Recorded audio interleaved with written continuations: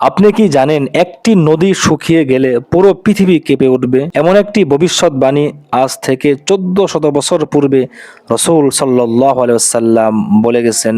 আজ আমরা কথা বলবো ফুরাত নদী নিয়ে, যার পানি নাকি ধীরে ধীরে শুকিয়ে যাচ্ছে।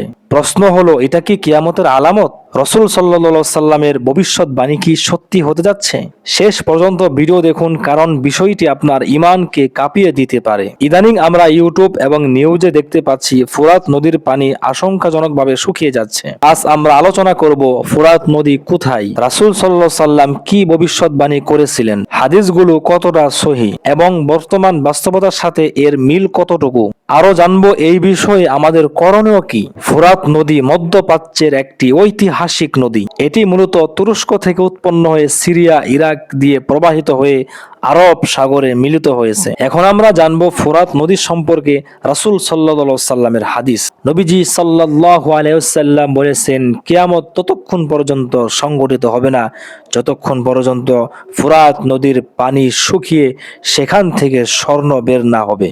তখন মানুষ সেই স্বর্ণ নেওয়ার জন্য যুদ্ধ করবে, আর সেই যুদ্ধে 100 মানুষের মধ্যে 99 মানুষ শহীদ হবে। আরেক হাদিসে এসেছে, রাসূল সাল্লাল্লাহু আলাইহি ওয়াসাল্লাম বলেছে, সেই সময় যারা দুনিয়াতে থাকবে তারা যেন সেই নদীর কাছেও না যায়, তারা যেন সেই যুদ্ধে শরিক না হয়। রাসূলের সেই হাদিস থেকে বর্তমান বাস্তবতা কতটুকু? বর্তমানে দেখা যাচ্ছে তুরস্কে বড় বড় বাঁধ নির্মাণ হচ্ছে এবং বছরকে বছর জলবায়ু পরিবর্তন হচ্ছে, তার সাথে সাথে অতিরিক্ত পানি ব্যবহার হচ্ছে। এসব কারণেই ফুরাত নদীর পানি ধীরে ধীরে কমে যাচ্ছে। অনেক জায়গায় দেখা গিয়েছে নদীর তলদেশ পর্যন্ত দেখা যাচ্ছে। তবে মনে রাখতে হবে, আল্লাহ রাসূলের সেই হাদিসের সাথে এখনো পুরোপুরি বাস্তবতা মিল হয়নি, কিন্তু রাসূলের হাদিসের সত্যতা প্রমাণের দিকে যাচ্ছে। তাহলে এটা কি সত্যি কিয়ামতের আলামত? জি হ্যাঁ, এটাই কিয়ামতের আলামত। তবে কিয়ামত কবে হবে একমাত্র আল্লাহ তাআলা জানেন।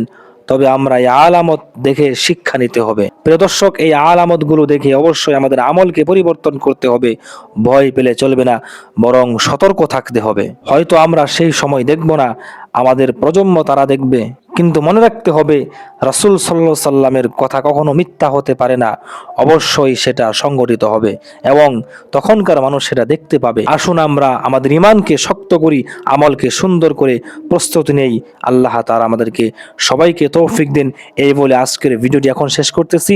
যদি ভিডিওটি ভালো লাগে তাহলে অবশ্যই চ্যানেলটি সাবস্ক্রাইব করবেন, একটি লাইক দিয়ে পাশে থাকবেন। আবার দেখা হবে নতুন আরেকটি ভিডিওতে। এই পর্যন্ত ভালো থাকুন। আসসালামু আলাইকুম ওয়া রাহমাতুল্লাহ।